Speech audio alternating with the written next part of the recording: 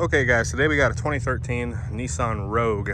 I'm going to show you how to change the cabin air filter on this one. So most vehicles with a cabin air filter, first instinct, go to the passenger side in the glove box, behind it or under it, but no, not in this case. This one actually just so happens to be on the driver's side, right next to your gas pedal. You got this little cover right here.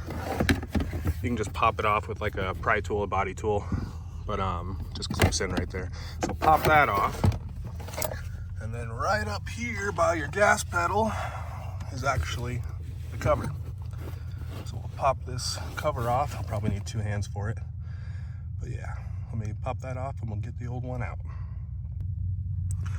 Okay guys, so I don't know if you can see it, but what I'm holding right here is the little clip. So if you can slip your finger underneath there and kind of pop it out, it'll slide right out. So this is what it looks like, this little clip here.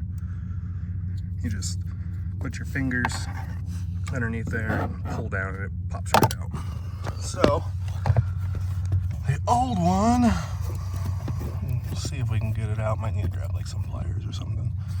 So I'm gonna grab a pair of pliers, pull that out, some needle nose or something, and we'll be right back. Okay, so I was able to put my knife in there and try prying it out and then grip it with these needle nose here. This one is filthy and stuck in there. Still got the Nissan tag on it, unless they've been going to the dealership. This is probably original. Wow, that's filthy.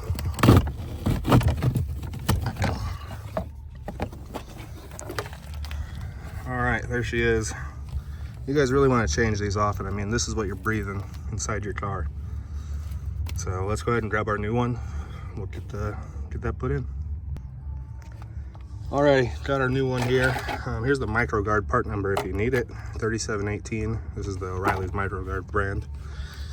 So we'll take this plastic off, stick her in there. Look at that difference.